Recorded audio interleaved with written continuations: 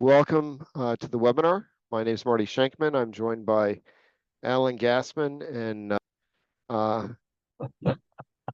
Jonathan Blattmachr, and we're going to talk about the big, beautiful bill. We're going to start by Alan providing an overview, and it's just an overview. We're not going to dig in great detail to all the nuances. I mean, one of the things that's very apparent from the big, beautiful bill is that the breadth and scope of it is just incredible. It affects scores and scores and scores of tax provisions. So we're just going to give an overview, and I'm going to assume that most of you, all of you, will have heard of some of the basic changes. We're going to talk very briefly about some of them and how they affect estate and related planning. And then the focus of what we're going to do is talk about estate planning after the big, beautiful bill and make some points on how planning may be different, but most important, why planning should continue and proceed. I've had a number of colleagues make comments to me like, gee golly, it's really easy now to plan for anyone under $30 million because it's simple. There's no tax.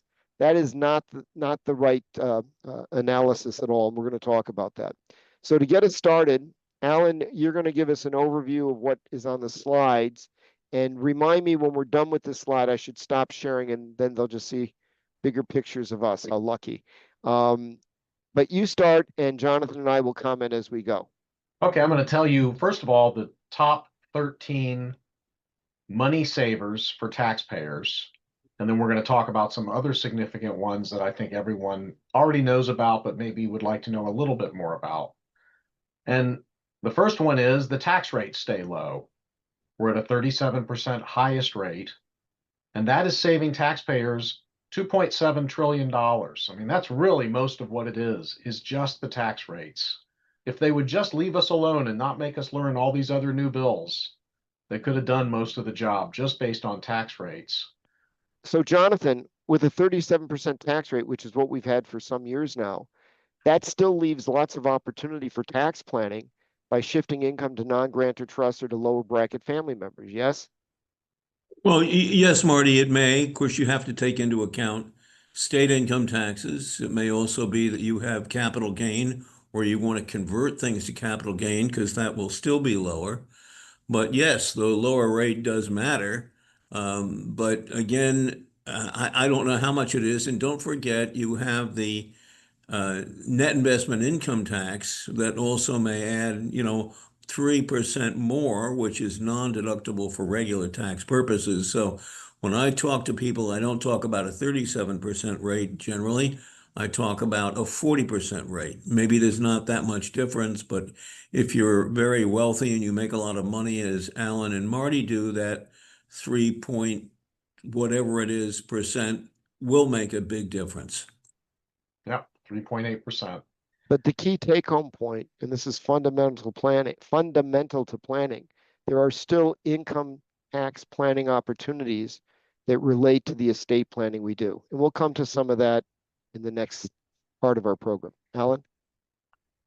Secondly, the big surprise to me, $900 billion of tax savings from what will now be a $31,500 standard deduction for married filing jointly and a $15,750 standard deduction for single individuals. And we'll talk about how this impacts or is impacted by the SALT deduction and the charitable deduction in a little while. But that's an increase in the standard deduction. People aren't going to have to do much. It's just going to be good for them. So with just very quickly, with a high standard deduction, fewer and fewer people will get a benefit from charitable contributions. And I don't think it made this high top 13 list, but there's a $1,000 or $2,000 above the line deduction for contributions. But we as estate planners can help people maximize the deduction value for charitable contributions by shifting passive income, interest and bond income, et cetera, to a non-grantor trust and having the trust pay the charitable contribution deductions, because trusts are not subject to a standard deduction and can deduct subject to 642C charitable contributions. Not detailed now, but we may come back to that later. So again, I'm just trying to point out when Alan tells you the benefits, Well, Marty, some of the implications. Yeah, the standard deduction won't be available or used by most people, especially those who may make significant charitable contributions. But you may want to make sure you get to deduct your charitable contributions. And the way you may be able to do that is to have non-salaried income like dividends, interest, rents, and royalties received by a non-grantor trust. Because if you authorize the trust, assuming it won't disqualify the trust for some tax benefit like the marital deduction, you can authorize the trustee, not direct it, but authorize the trustee to make contributions of its gross income to charity. And it's a lot simpler regime than you do with individuals, where you have to worry about the kind of charity involved. You have to worry about limitations compared to the adjusted gross income. So I have been urging, and Marty and I have written about this, that you want to make sure that your instrument authorizes, doesn't direct, but authorizes the trustee to make contributions of gross income to charity. That way you get the full benefit of the deduction, and because you'll have income in that particular trust, it can be a great benefit. And again, Marty and I have done articles about that. We can send you sample language. It's also contained in interactive legal, and it's really something you should do in every trust you create from here on out. And by the way, just a warning, it does not appear that you can amend by decanting or otherwise a trust in order to authorize the distribution of its gross income to charity. It's really got to be in the trust. One of the requirements is that the person who created the trust actually has to be the one to authorize it. It just can't be that after the fact you say, well, gee, we thought we would authorize this and now we've done it. So keep that in mind, and you'll be able to get better benefits from it. And again, it ought to be in every single trust that you do.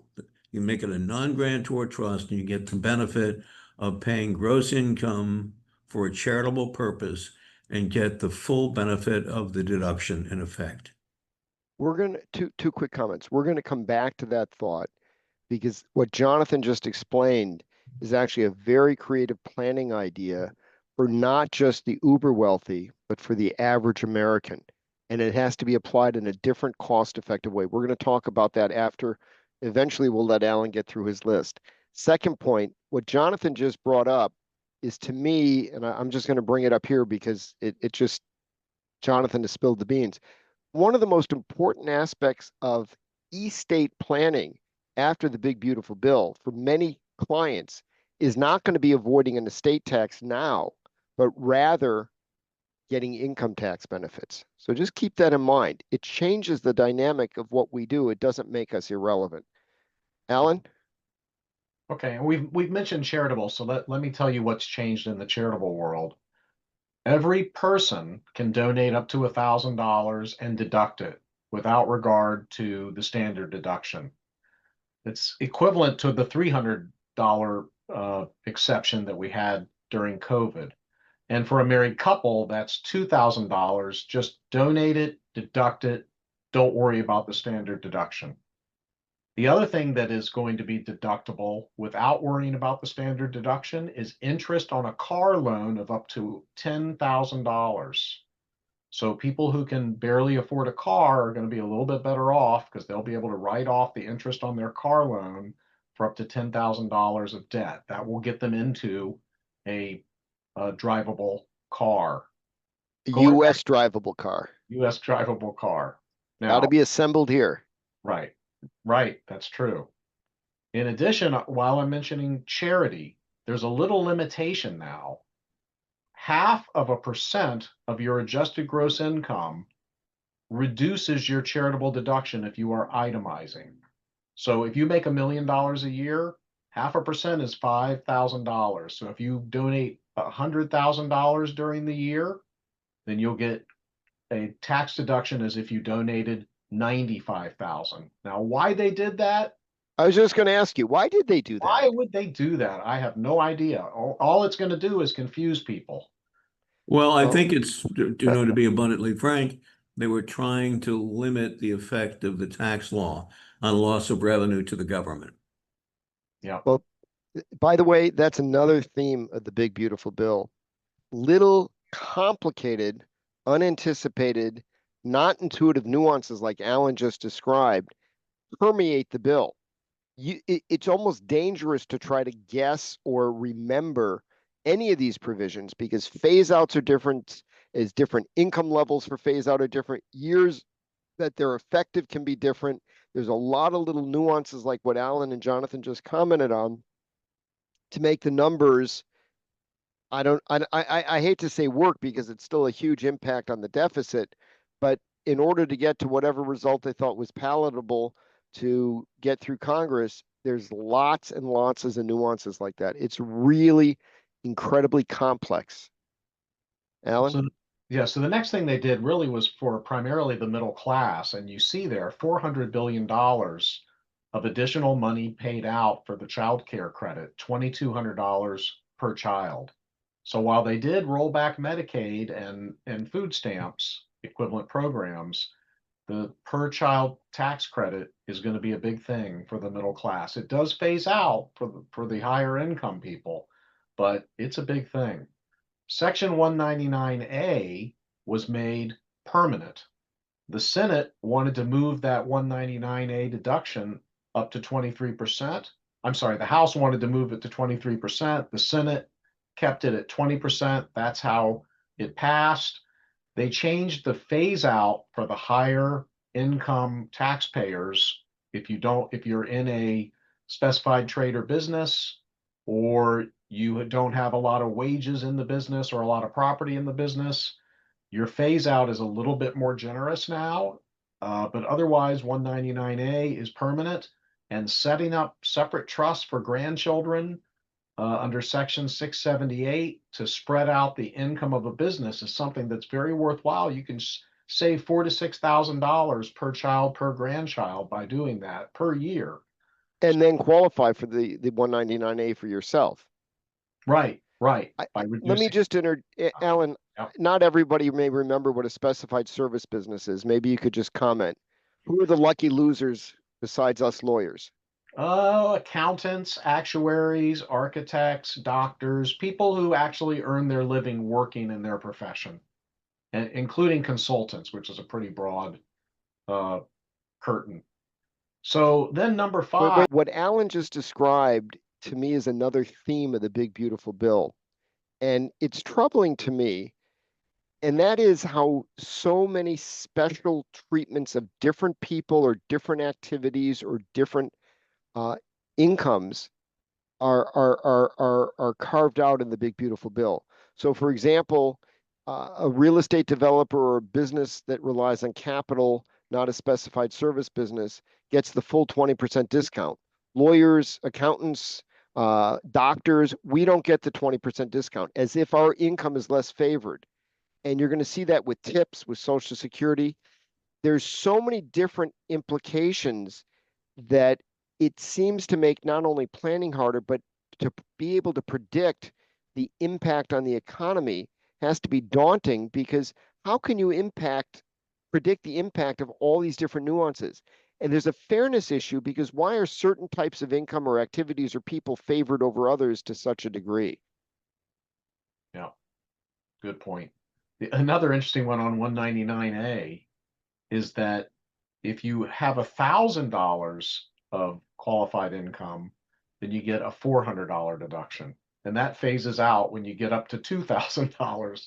So I guess if you make cakes on the weekend or something, or go to the flea market and make $1,000 a year, you're going to save maybe $60 in taxes. So why would you put that in a statute? I don't know. But how is an accountant or even a person that goes online to do their own tax return? There's so many little details like that. How are people going to remember them? Yeah. So then the next one, and this is the big. One of the things that will happen, not for planning, is that the computer programs will automatically tee this up. So when you're doing your return, as you get to certain levels, they'll tell you, what's the effect of adding more income or adding more deductions. But it's important to consider it, especially for people who aren't as high income as you two are. All right. So number five, coming in at only 200 billion, is increasing the estate and gift tax exemption to 15 million per person, 30 million per couple. And it appears that there were no other significant changes to the estate and gift tax law. So I'm thankful that I don't have to learn a lot of new things in the estate and gift tax law. It's just now a matter of looking at your estate planning in a different way. And that's why I'm really glad we're here together to talk about all the different things that means in a few minutes. Yeah, one of the things is that you don't have to worry about the recapture of the benefit. Remember, there was a proposal by the Treasury that once you got above a certain level, and you wanted to still get the benefit of prior uses of your estate or gift tax exemption, you were limited in that. This eliminates that. You don't have to worry about it. And of course, could change the law in the future, but it means if you want to make a gift now and use your exemption, you won't have to worry about it being recaptured at a later time. Jonathan, are you saying that the webinar that we did on clawback is no longer useful? I'm afraid that's right, Marty, but Our maybe, residuals are going to drop. yeah, but keep in mind, it may come back. It may, certainly. Okay, number 6 at 142 billion is the increase in the state and local tax deduction to 40,000. It's only temporary to 2029, but that's going to save a lot of income tax dollars for high. But it also is subject to phase out. So those who have big income and live in a high tax state like Marty does, it may not do him that much good. I think for a lot of the clients of the advisors on this program, they're going to get phased out and get modest, if any, benefit from it. So it's not going to necessarily help at all. Let me just point out, even though it seems obvious, but what Alan just said, a lot of these benefits end in 2028. Is it 29 for the SALT or is it 28 like a lot of the other ones, Alan? You remember? 29. All right, but a lot of them end in 28, but there's all these little differences. So a lot of these things are only temporary. So one of the questions is going to become how much planning can you really do if in 4 years or some short number of years it's gone? And even though it didn't change, there was talk of eliminating the PTET benefits where you could have a flow-through entity pay your tax and circumvent the SALT limitation, but that is still permitted because they did not restrict that. Yeah. So number 7, they permanent repeal of personal exemptions. Number 8, they made permanent that $750,000 of mortgage debt can be used in computing a interest deduction. So that's nice to have. That's important, by the way, for parents that help kids buy homes. If you loan the kid the money, if you don't have a mortgage on it, it's not going to qualify as home mortgage interest indebtedness. So just those rules can apply to clients, even wealthy clients helping kids. So don't dismiss that. That's a good point. Then we have permanent repeal of the piece limitation on itemized deductions. We've got permanent increase of the alternative minimum tax exemption and the phase out thresholds. We've got permanent restoration of expensing of domestic research and Yes. development. Not foreign. Foreign is 15-year amortization. Right. Number 12, we're back to a 100% tax deduction when you buy a big piece of equipment, you put in certain fixtures, or you buy a airplane or a big boat for charter and you satisfy the passive loss rules, write that $10 million boat off this year, and then convert it to personal use next year and pay rent to use it. So we're going to see a lot more of that stuff happening. Alan, Yes. does that mean you can buy a new puppet? Yes, I can write off my puppets. It's a great point. Business deduction. I know you use them on webinars. That's right. Although Jonathan and I obviously didn't rate because you're not using it here. Right. And then the tip income up to $25,000 a year of tip income. It does phase out for the higher earners, and they'll be telling us soon what categories of workers can qualify for the tip income. And then not shown on the screen, but also Hang on. Yep. It says you have to qualify for the tip exclusion. It has to be, I think, regular and customary in the industry.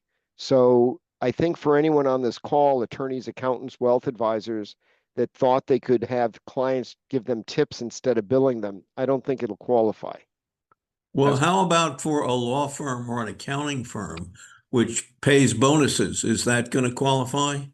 Now I'm you're sure. talking about the not tips, but the overtime. Well, either one. I mean, can we pay our associates or paralegals additional amounts at the end of the year? Typically, people pay that. Can you do that now? And so they could get up to 25,000 of this tip income or overtime income and not pay income tax on it? I think only if they're serving you drinks as a bartender or meals as a waitress. I Or think Jonathan is getting at the overtime, but okay, there's a specific requirement, Alan, you may have it, I can't remember it. The overtime has to be paid pursuant to some statute or law on overtime.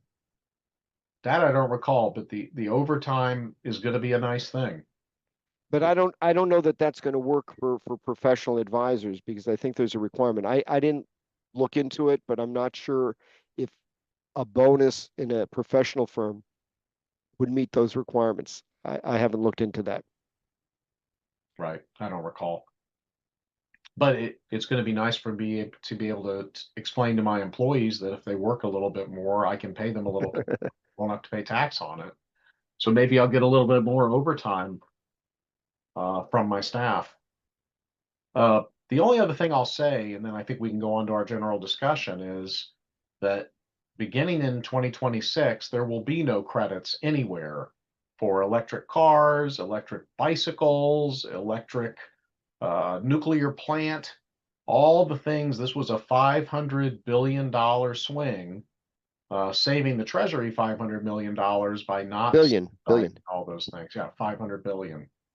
So if you're going to get an electric car or put solar panels on your roof or start a new nuclear power plant, you want to get that in place by the end of 2025. Otherwise, that's all going to be gone. Alan, you left off one of the big ones where they're clamping down on, solar and environmental things. Bicycle commuting expenses can no longer be excluded. Right, So, $20 a month was the limit on that. yeah, and I know you bike to work, Alan, so I wanted to bring that up. The one thing I haven't checked in is what they did to the teachers on the $250 a year to bring paper into the classroom. I They need, gave a special rule for teachers, educators was, I think, the word used, that they can qualify for unreimbursed business expenses as a miscellaneous itemized deduction. and And then again, folks, that may not be relevant to you or any of your clients, but it may. But it highlights the incredible complexity of this bill. Alan has picked out the most important, and I found this interesting because I haven't seen it scheduled out like this in terms of numbers. But the breadth of this bill is mind-boggling. It affects scores and scores and scores of tax provisions. And the changes are so nuanced, like Alan pointed out, the 0.5% of I don't know if it's modified adjusted gross income or gross income reduction on charitable contributions, the bicycle expenses. There's so much here that I honestly don't know how any tax advisor can really get their arms around all of it. It's just too massive. You guys ready to segue into let what? me just mention one more thing that comes to mind, and that is qualified opportunity zones. Oh, that's a big one. You'll be able to roll your capital gains beginning this year into a qualified opportunity zone and have a 5-year deferral on that capital gain income. So instead of paying, so if I have $1 million sale and 300,000 of it was capital gain, I'll be able to put 300,000 into a qualified opportunity zone investment, pay that capital gains tax in 5 years. And then if I keep that opportunity zone investment for 10 years and sell it, then I'll pay 0% on the capital gains tax. So that's out there as well. And that Yeah, could be a big one keep for our in, clients, even though it's not on the top 13, 14 list of revenue raisers. Right. Jonathan? well, one of the things I think that has to be kept in mind, qualified opportunity zones, I think will be a big deal. Bob Keebler has pointed out that maybe what you want to do is have your property, which is going to produce capital gain, but you want to get that opportunity zone exclusion or safe harbor for a number of years, is to put it into a charitable remainder trust, an income-only charitable remainder trust, and then take it out in another year, so you get the benefit of that at a future time and won't lose it. So that's something else to think of. Although keep in mind that whether a qualified opportunity zone is a good deal or not depends primarily on how well it does as an investment. You can make a lot of investments where there are claimed tax benefits, but it's got to be a good investment to begin with. That Yeah. reminds me of when I started in the profession very long ago, and it was common for these tax shelter 2-for-1 write-offs. But in the end of the day, was there anything of value there? Alan or Jonathan, one of you, we should mention QSSBs because that was also enhanced. I don't recall the exact specific. I think that, and that's under 1202. You wrote a book with me on that, Alan. I know. Come on. Rewrite it. We should. But I think it was up to $50 million and they bumped it to 75 million.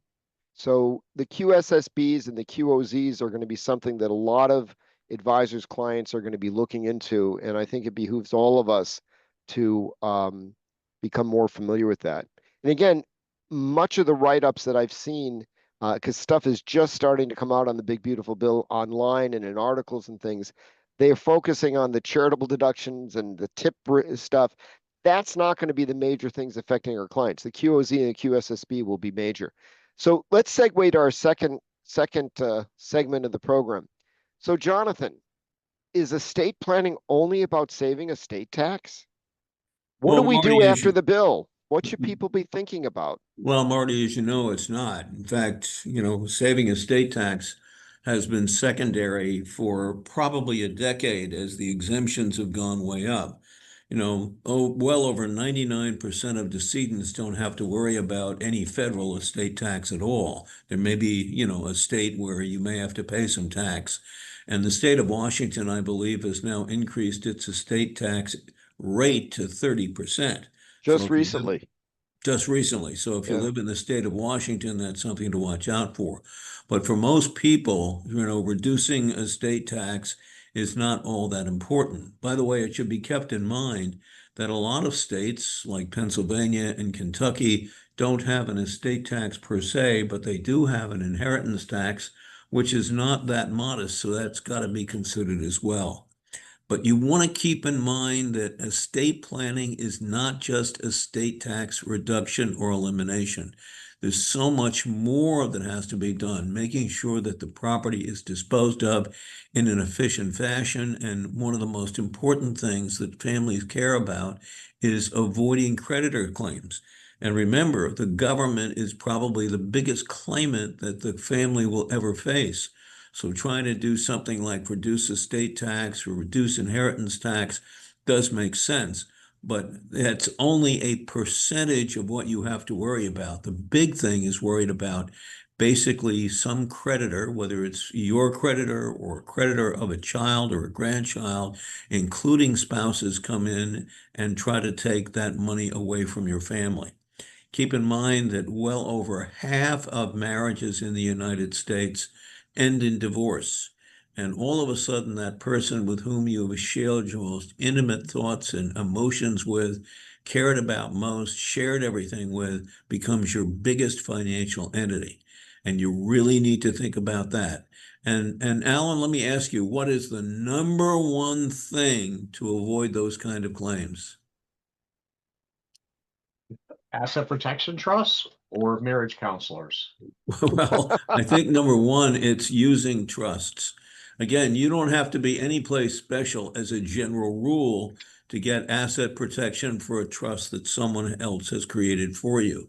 So you ought to go to your mom and dad and say, look, I love you. You can leave your property any way you want, but if you're going to leave anything for me, I want it in trust. I want it in trust so that, my spouse can't later take it, or my girlfriend or boyfriend can't take it, or someone who claims I've swindled them can take it. absolutely critical, the most important thing to do. Now, there's so many ways to structure a trust, but normally making sure you have a discretionary trust, not just for the child, but for the child's family members is there. In fact, Marty, let me ask you a question. Does it ever make sense for me to say, I'm not just going to have my descendants be beneficiaries of the trust, but I want their spouses to also be beneficiaries of the trust? Why would I want my former daughter-in-law or former grandson-in-law to ever be a beneficiary of a trust? I want to benefit my descendants. Why would I want to do that? I don't know that you want your former being a beneficiary, but while they're married to your child, what it does is, let's say your daughter is in the midst of a lawsuit. She's a surgeon. She got nailed with a couple of lawsuits. You can distribute money, assets to her husband that can use them to pay for benefits for him and your daughter and their family without making distributions to your daughter under a discretionary trust. And in that way, keep the assets protected and continue to benefit your child. That's exactly right. And again, I know that runs counter to what everybody thinks. I'll do something for my son-in-law. I don't even like him. I don't remember his name. I never want to see him again. But you may want to have that in there on a discretionary basis. And in fact, you can even put in that the distribution to your son-in-law or granddaughter-in-law or whoever it is can only be done with the consent of your descendant. And by the way, I don't think that's a gift at all because it's purely discretionary. But you ought to really consider having that in there. You can put in language why I'm doing that, but it's to protect your descendants. But it's really something you should think about.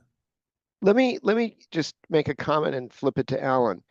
I spoke to, I've actually had comments made to me from a couple of colleagues, smart people, who kind of said, well, golly, now with the big, beautiful bill and the $15 million permanent inflation adjusted exemption for couples worth under $30 million, I can do simple documents. I don't have to plan. I think that's a dangerous misconception and misinterpretation for two reasons. One, and let's stay with this for a second, is asset protection is something vital for almost every client. And I don't know that it's received enough attention. Alan, maybe make some comments as to practitioners that operate under this misconception that they can just do planning with simple documents because, gee, there's no estate tax. Don't address the tax issue, just the asset protection. Well, now I have the opportunity to sit with clients who are in that 10 to $25 million range and talk to them about what may be more important than estate tax avoidance because they're off the grid now. The tax grid. Off the estate tax grid. Right. Of course, I met with a client Thursday who's at 20 million, and I said, do you think that for a married couple, the Democrats may get reelected and put you back in peril? Client said, yes, don't disband any of this, and I'm going to put another 3 million into the slat. Because, he remembers that Elizabeth Warren and Biden and the tax plan was a 3.5 million exemption. And just as crazy as this has been under this new administration, it could be crazy the other way soon. So don't forget the estate tax may come back. But now, for example, in Florida, the assets that Marcia and I own jointly as tenants by the entireties can't be taken by a creditor. Well, if we've divided our assets up into separate revocable trusts to capture the credit shelter amount on the first death, and we're not concerned about that, maybe we're better off going back to tenancy by the entireties. And maybe we can also think about what happens if we do that. If one of us dies, should there be some sort of an agreement where the surviving spouse leaves a percentage of assets to the children or sets up an asset protection trust for the benefit of the surviving spouse and children so you don't lose it to a second spouse? And how many more people are going to go with Jonathan's idea of a community property trust now, which wasn't necessarily a great estate tax planning move, but is a great income tax move? Why don't you explain that, Jonathan or Alan? Jonathan, it's your invention. You go for it. Well, I've always been jealous of the fact that 1014B6 says that when someone dies and owns community property, which is basically a form of tenancy by the tenancy in common between spouses, that not just the deceased spouse's interest in that property gets the stepped up basis, but also the surviving spouse's does. So if you live in a state like New York and you and your wife have a $10 million building and you die, your half is going to be includable in your estate, and that half will get the tax-free step-up in basis. But your spouse's half won't. That will continue to have a carryover basis. But if it were community property, because you lived, for example, in California or the state of Washington, or by statute in Wisconsin, you not just get your half stepped up, but your surviving spouse is stepped up as well. And 6 times I went up to Albany to try to convince the legislators that they ought to allow New Yorkers to have an opt-in community property system for New York married couples. And of course, the male legislators knew I was just trying to do something for their spouses and they rejected it. But Alaska eventually did. In 1998, Alaska adopted the Alaska Community Property Act, which says a couple in Alaska can have none or some or all of their property become community property under Alaska law. And in fact, if you're not an Alaska resident, you can still do it by creating an Alaska Community Property Trust.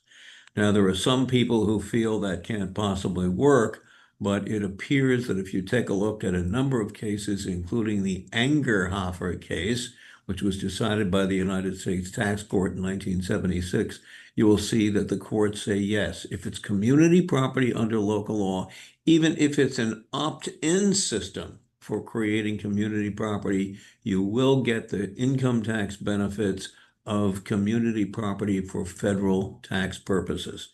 And I mean, I've saved my clients a tremendous amount of money by doing that, but most people are not even aware of it.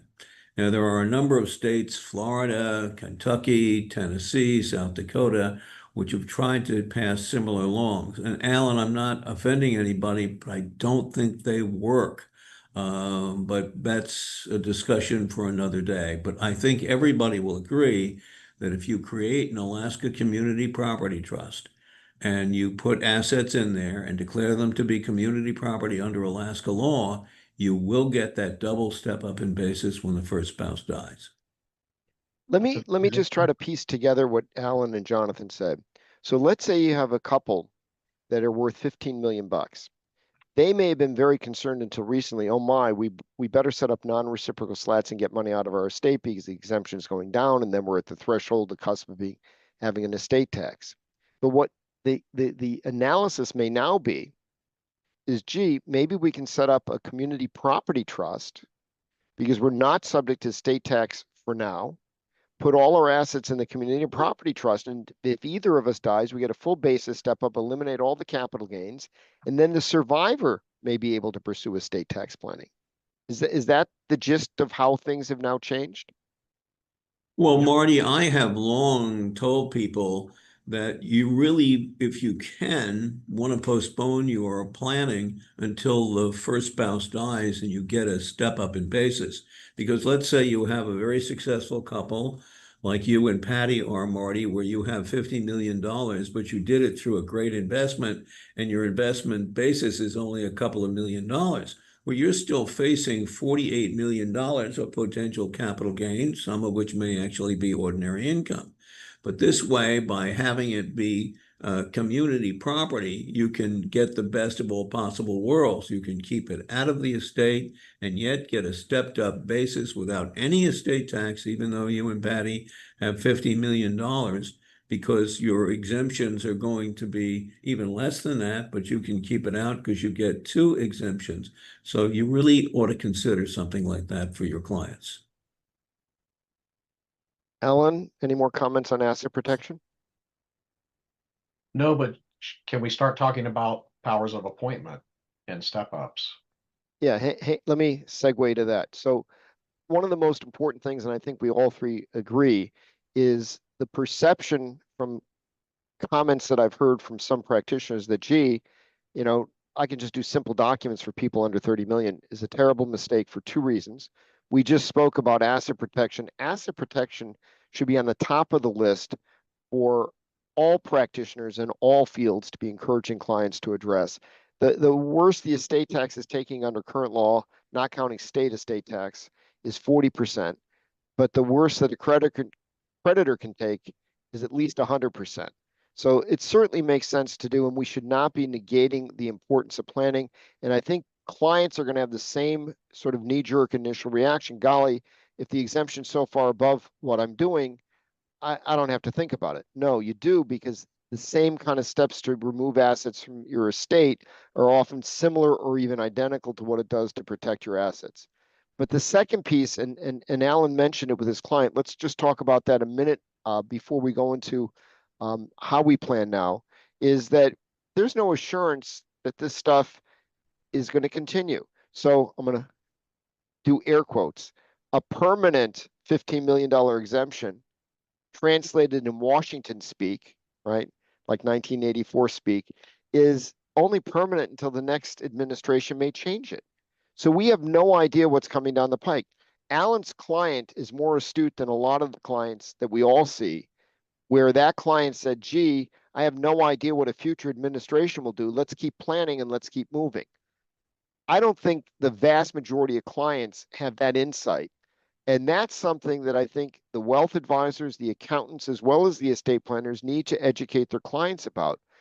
The fact that there's no other changes to the estate tax and the exemption is quite high right now, for clients 40, 50, 60 million and under, they should be still aggressively planning.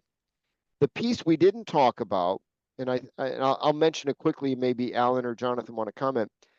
Clients worth 50 million and up, 100 million and up, they need to plan aggressively and continue planning as they should have and probably did before, because they're still subject to massive estate tax. And if the Democrats take control at some future date and we get an Elizabeth Warren type wealth tax, or we get a Bernie Sanders type estate tax where grantor trusts are eliminated, there's deemed realization on trusts, all the things that we were talking about in 2020 and 2021, because it looked like it was going to happen, but just by virtue of cinema and Manchin, it didn't. Those things could all come roaring back in the future. So wealthier clients, 50, 100 million and up, they need to plan aggressively. They should not be even taking a breath. They should continue planning. But I think for different reasons, clients below that level should be planning. So that's the asset protection and the estate tax with the uncertainty. So let's now segue. Alan mentioned powers of appointment. Let's segue there. What do we do different in planning in the current environment? So one, the possibility of what might happen at some future date with the Democrats is so unknown and uncertain. I think we need to infuse incredible flexibility into the planning, perhaps more so than in the past. Second, because these things may not happen for a long time, if ever, we don't know, we can't predict. I think clients need to preserve access to their trust, and we should talk about that. So flexibility, access, and the third piece that may be different, and Jonathan spoke about it already, is considering non-grantor trusts. And for a number of clients, we've done some non-grantor trusts where we've put assets likely to generate a lot of current high income that would be subject to state income tax, et cetera. You may want a non-grantor trust designed to maximize the charitable contribution deduction. So you may only infuse or gift assets to a non-grantor trust up to the level that's generating enough income to make the contributions the client wants. And another concept on grantor trusts is when you have all these income thresholds in the big, beautiful bill, even moderate wealth clients worth far less than the numbers we were just talking about may be able to secure meaningful income tax savings by creating an inexpensive, simple non-grantor trust in their home state and shifting investment income out so they can modulate, control the amount of passive income that comes to them so they can qualify for other benefits, whether it's a tip exclusion or other things, all of which have income phase outs. So Alan, with that big picture, why don't you talk about powers of appointment and other things that can be done to infuse more flexibility into trusts? Right. Well, one thing we've done a number of times, and we'll be combing through our client files to look for this opportunity, is to go to a judge and say, Judge, Grandpa set this trust up 22 years ago to avoid estate tax, and we don't need to avoid estate tax anymore. And we would like to reinstall Grandpa's wisdom and control over the trust by giving Grandpa a power to direct how the trust assets will pass among his descendants in the event of his death. And please give him this power of appointment. Oh, and by the way, now when he dies, we're going to get a step up in income tax basis for this trust. Isn't that a nice thing, Judge? And the judge says, well, that'll save the family tax money. Yep. Okay, where do I sign to get this order done? So, there's unquestionably billions of dollars worth of irrevocable trusts in the United States right now that are no longer needed to avoid estate tax and that are not going to get a new income tax basis on the death of the grantor. So going back and getting that done can be a good idea. Second, Alan, there is some law, a case called Feuhoff, which was decided by the Second Circuit, where a man had given a policy of insurance on his life to his wife. She died before him and put it in trust for the kids and named him as the trustee. And the IRS argued that because he had created the trust and he wound up having control over the trust when he died, the property was includable in his estate under Section 2038. The United States Tax Court and the Second Circuit said no, it's got to be foreseen. So one of the things is if you had such a trust, I don't think just giving Grandpa a power of appointment will necessarily do it. But one of the things that I do recommend you consider is having an ability to add the grantor in as a trustee. You have a discretionary trust. It's not going to be in the estate, but you give someone the power to appoint the grantor in as a trustee. And because that's foreseen in the document, yes, you can make the grantor a trustee. That should cause estate tax inclusion. And I've written a little bit about that, and it's something to consider when you're drafting a trust. okay. Do you think you can find what you wrote so we can share it with the attendees? Yes, I certainly think I can. Please do. That's brilliant. The second thing is in our Oh, law. but Alan, the name of that article, it's by Madeline Rivlin, Rivlin. And Madeline was my most brilliant colleague at Milbank at the time. She was just absolutely a brilliant, brilliant lawyer. And she and I wrote this article called Searching for Basis in Estate Planning, Less Tax for Heirs. And we go through that and other strategies to try to save income tax, not just estate tax, because back when we wrote that article, which is now more than 10 years ago, the estate tax was being phased out, but income tax would always remain. So look for that thing. Searching for Basis in Estate Planning by Blattmachr and Rivlin, Less Tax for Heirs. And I think there will be some very, very good ideas in there. So the clients I met with Thursday who wanted to put another 3 million in the slat, the spouse is going to be the beneficiary of the slat after the husband's death, and Aunt Polly is also a beneficiary of that trust, and she has a power of appointment that she can direct it to creditors of her estate with permission of their next door neighbor. So on Aunt Polly's death, we're going to have a step up, which is going to benefit that spouse. So that's another good use of irrevocable trusts that is out there for people to use. Another thing we're going to have to do is Alan, let me just, it's so important what you guys are just talking about, because way too many people focus only on the estate tax planning aspects of estate planning. And the income tax and asset protection benefits can be far more important for many, many, many clients. And that's really important to understand. Yeah, well, Marty, as you know, it's like 0.2% of decedents have any estate tax. So maybe you It's have someone who's insignificant. just over the what will be the $15 million exemption, but that's not going to do very much. But everybody has to worry about that step up in basis, and there is no minimum threshold. If you can get the assets in someone's estate, you will get the stepped up basis. And I've even, with my dear friend Mitch Gans, Mitch and I have come up with some ways that you may be able to get assets to have the stepped up basis, even if the assets are not included in the gross estate. That's been somewhat controversial, but if you take a look at the September 2023 issue of the Journal of Taxation, you will see an article by Mitchell and me in how to get the stepped up basis, even for assets that are not in the estate, provided it's a grantor trust.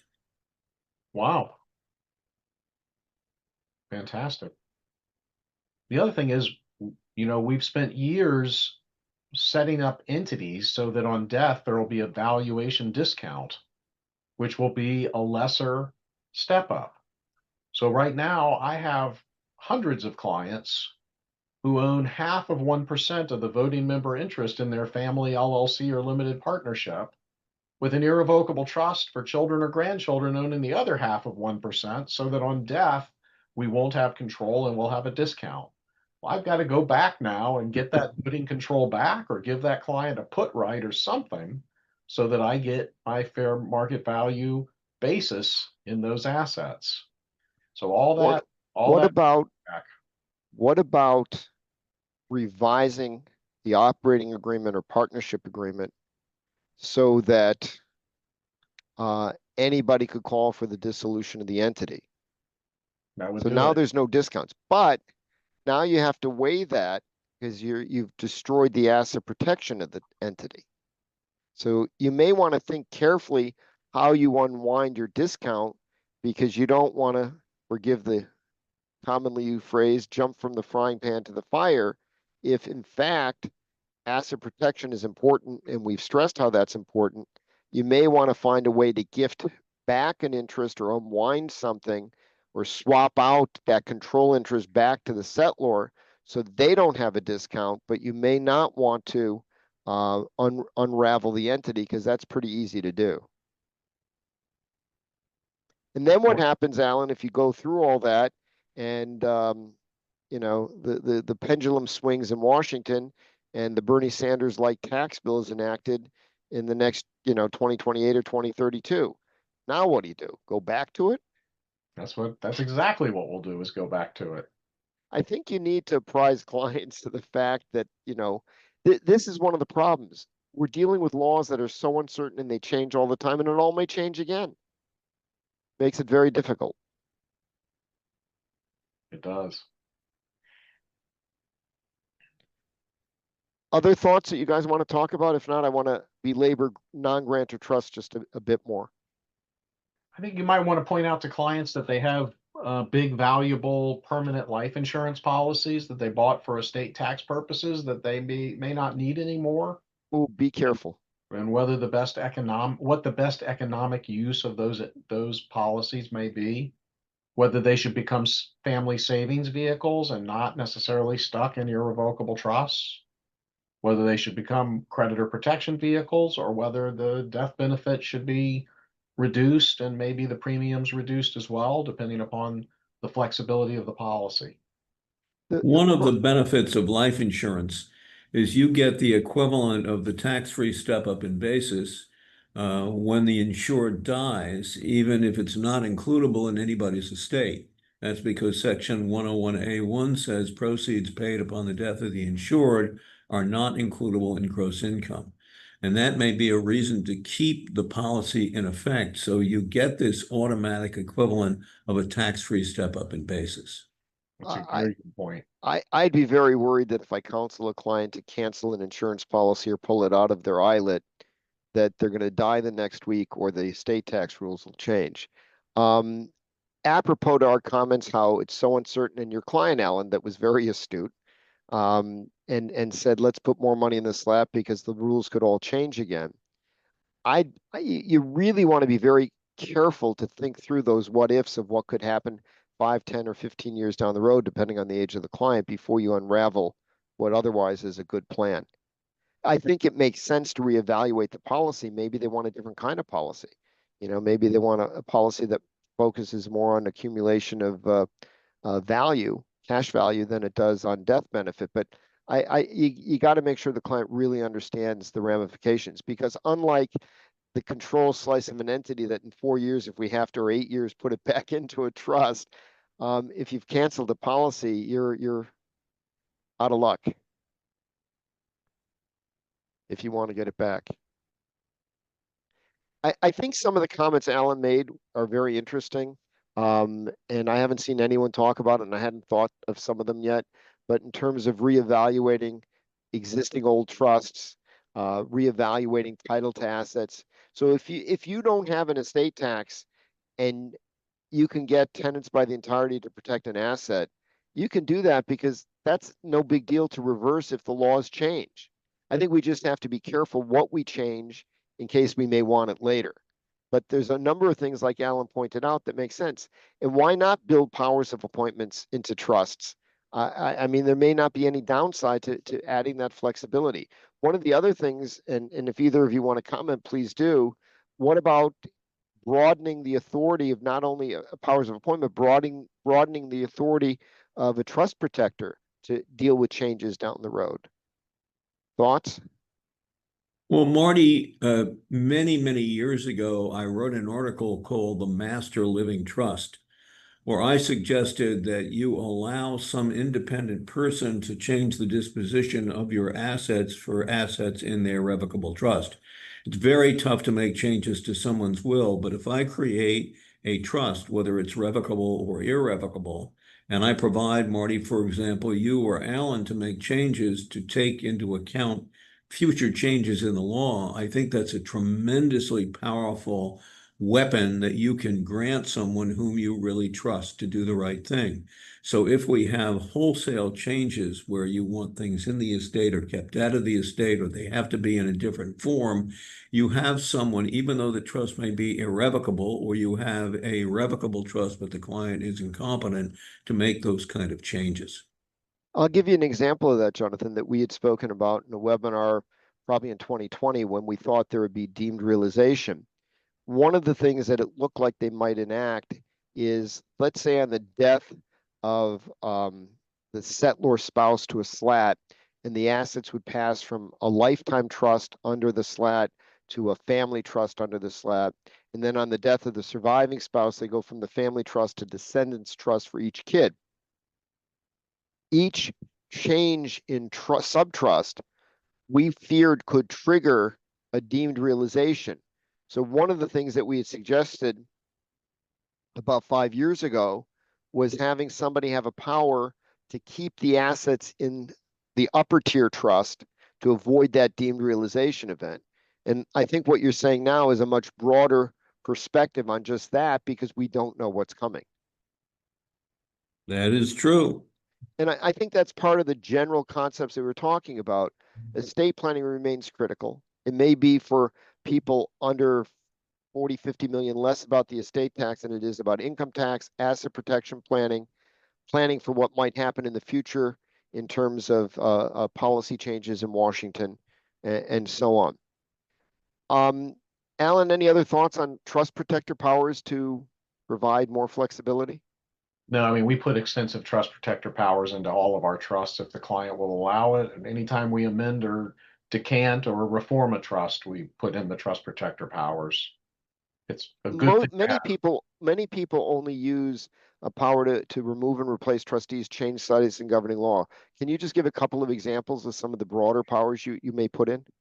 Well, we give the power with the consent of the spouse beneficiary, if it's a slat, to change the dispositive provisions of the trust, to decant the trust, to change almost anything about the trust. There's no reason not to, because you don't know what's around the pike. The family may become estranged from one child, the other child may win the lottery and want nothing to do with the inheritance. They may move to New Zealand and need the trust to be modified according to New Zealand law. So if you're picking a trust protector who you trust, and family members can have the right to consent to changes, there's really no risk of harm by giving this flexibility.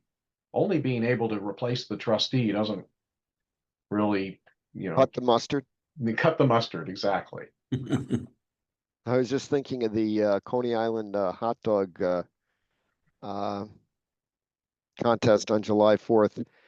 You almost won that, didn't you, Marty? Joey Chestnut ate 74 hot dogs in 10 minutes. I can't even imagine. Unbelievable. Let me just take a minute and belabor, and then you guys should comment. An application of a non-grantor trust for a moderate wealth client. A lot of the planning we've talked about, some people may say that really only applies to wealthier clients, and I don't think that's the case. A lot of what we talked about can be done very cost effectively for clients, well below the $15 million threshold, and should be because of all the benefits that we discussed. But let me give a simple application. Clients come to you, they give, 5 or 10 grand to charity a year, and they're not going to qualify for itemized deductions. You can set up a local home state in their state. You don't have to go to Alaska, Nevada, or South Dakota, or Delaware, etc.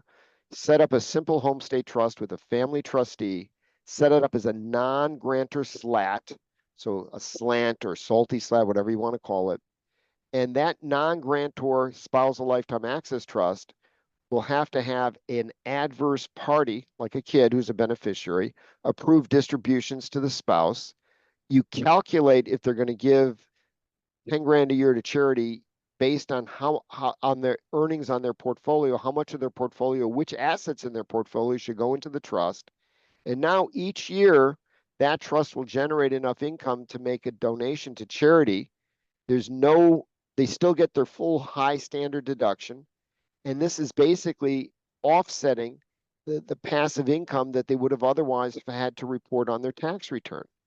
It's a very simple way to get a current income tax benefit without a lot of upfront cost or a lot of complexity.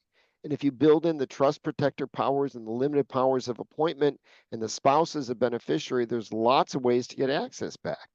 So the kind of planning we do shouldn't only be thought about for people really worried about asset protection or estate tax. It'll be a very nice, simple income tax play. Jonathan? Well, let me also mention there are qualified charitable contributions. So if you are over the age of 70 and a half and you have an IRA, you can go ahead and make a contribution to charity, and that will count as your distribution of the qualified minimum distribution from your qualified plans or IRAs. And it's very, very simple. You don't have to include anything in your income. And for people who live in a state, as Marty and I do, where there are complicated rules where, you lose part of your charitable contribution, you don't have to worry about that. It comes right from the IRA to your charity. And you can go ahead and do it. It's very, very simple. And I've done it a number of times because unlike you two, I don't have millions of dollars to give to charity, but my wife and I historically have given money to charity. And this way we can do it. And we don't have real complications, and we get the benefit of getting the deduction for it, even though we can't really go ahead and itemize deductions. Excellent point. Let me just squeeze in, and forgive me, but when we talked earlier about CRTs and QOZs, and we gave a shout out to Bob Keebler, Kevin Matz was also in on some of those emails, and we should give a shout out to him as well. Anything else, Alan or Jonathan, that you think we should talk about the big beautiful bill? Obviously, we're not going through the hundreds of provisions that it has, but we tried to focus on the estate planning. I know Marty gets choked up when we talk about this. Well, Marty, another thing that comes to mind as we sit here and I think of client matters is we have a lot of buy-sell agreements among families where the purchase price is really on the lower side of the spectrum in order to avoid estate tax. Well, now we might be able to go ahead and release those and get them to true fair market value in the event of the death. We may not need same type of buy-sell agreements as we had before. The other thing I'm going to say is I'm really looking forward to sitting down with these clients and going over their financial information and their assets and their family members one by one, piece by piece for a couple of hours to say, hey, how come this investment property isn't in an LLC? Hey, do you have a buy-sell agreement on this thing over here? Is your boat insured? The detail of Do you going, own the cars your kids are driving? why are you owning the cars your kids are driving? We're going to have that opportunity to go through and clean up these estate plans and these families, and they're going to just appreciate the ability to talk to us about something besides estate tax planning. It's going to be good for everybody. Absolutely correct. I think what Alan pointed out is really critical. And this is something all the allied professions have a role in, because too many clients get so focused on estate tax that if there's no estate tax fear, they don't understand that estate tax planning, I said it completely wrong. Estate planning, remove the tax word, is still vital for their financial well-being. And, financial advisors are seeking an increasing role in the estate planning process. Educate the clients that they need to meet with their planning team. The wealth advisor, you, if you're saying it, the CPA, and especially the estate planning attorney, because as Alan just gave you a great checklist, there's always things that clients have missed that could really be huge. And now is a good time to do it. And maybe because of the massive changes in the big, beautiful bill, we all have an opening to have these conversations with clients about what they're doing and what should be revisited. You guys have any other comments, or maybe we can wrap up? I think we're good to wrap it up. So I want to thank Alan Gassman and Jonathan Blattmachr, alias Mark P., for joining me on this webinar. I hope it gave you some practical insights on what estate planning can and should be after the big, beautiful bill. I'm sure we and many others will continue to do programs evaluating the myriad of tax changes in the bill, and we'll continue to try to give you guidance. So thank you for joining us. Thank you.